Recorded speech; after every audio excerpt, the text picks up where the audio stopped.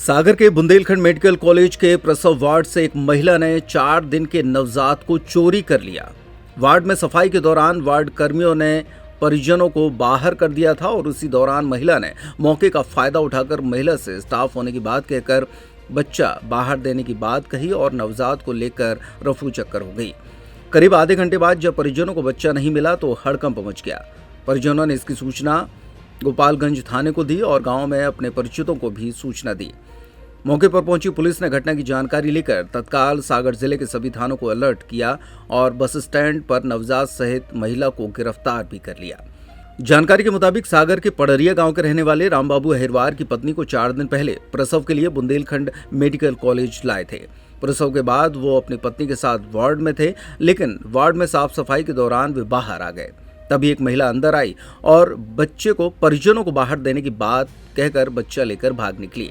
जैसे ही परिजनों को सूचना मिली, तत्काल उन्होंने इसकी जानकारी गोपालगंज पुलिस को दी। पुलिस मौके पर पहुंची और उसके बाद सभी थानों को नवजात के चोरी होने की जानकारी दी गई। पुलिस की सतर्कता से करीब 2 घंटे के भीतर सागर के नए बस स्टैंड पर नवजात को बरामद कर महिला को गिरफ्तार कर लिया गया। सागर पुलिस अधीक्षक अभिषेक तिवारी ने बताया कि सुबह बच्चा चोरी होने की सूचना मिली थी। सागर शहर के बीएमसी से नवजात के अपहरण की सूचना पर सभी पुलिसकर्मियों और सागर शहर में सभी को सूचित किया गया। पुलिस फोर्स 10 से 15 मिनट में सतर्क हुआ और सभी जगह चेकिंग शुरू कर दी गई। सतर्कता से महिला को गिरफ्तार किया गया। बताया जा रहा है कि उसने अपनी पहचान छिपाने के लिए रास्ते में कपड़े भी बदल लिए थे। अब महिला से पूछताछ की जा रही है। पुलिस ने मामला दर्ज कर लिया है। जानकारी में ये भी सामने आ सकता है कि महिला सिर्फ अकेले ये काम कर रही थी या फिर उसके साथ कोई अन्य गिरोह भी शामिल है। करना है उसका मकसद था।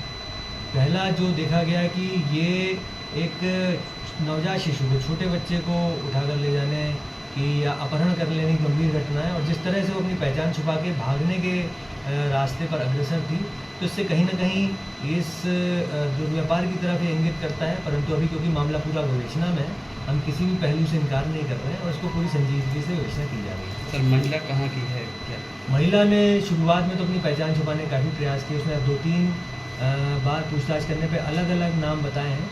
उसकी पहचान हम लोग इस्टेब्लिश कर रहे हैं। 3-4 जगह हम लोगों ने पुलिस पार्टी भेजी हुई है और जैसे भी इसकी पहचान ट्रेस होगी, एंटीसीडेंट्स इसके चेक होंगे और उसके बाद आगे की कार्रवाई की जाएगी। सर, महिला बच्चे को लेकर कहाँ मिली थी और कहाँ से पकड़ा है? बच्चे को लेकर महिला जो है बस स्टैंड की तरफ भागी थी और बस स्टैंड में ही बस का इंतज़ार कर रही थी और यदि कुछ समय की भी देरी होती तो हो सकता है कि वो किसी बस में बैठ के यहाँ से भागने में सफल हो जाती। हालांकि कंट्रोल रूम में भी अलर्ट जारी था और आसपास के जो हमारे बॉर्डर के थाने हैं वहाँ पे भी अलर्ट था। मीडिया के हमारे बंधु तो उन्होंने भी लगभग 250 सोशल मीडिया ग्रुप्स में, व्हाट्सएप ग्रुप में बच्चे की फ़ोटो भेजी हुई थी और मुझे उम्मीद है कि यदि आगे भी हो जाती तो हम पकड़ लेते, लेकिन क्योंकि जितने जल्दी उसको पकड़ना था वो पकड़ने से बच्चे की सुरक्षा और सकुशलता सुनिश्चित हो सकी, तो इसलिए टीम को भी मैं प्रशंसा करता हूं और उनको 10,000 रुपये का इनाम भी मैंने घोषणा की है। साथ में अपने मीडिया के साथ ही और जो मीडिया ग्रुप्स में जितने भी अपने शहरवासी जागरूक नागरिक जुड़े हुए हैं उनको धन्यवाद ज्ञापित करते हैं कि उन्होंने भी तत्काल इस मैसेज को प्रसारित किया, वायरल किया, जिससे कि बच्चे को ढूंढने में आसानी हुई।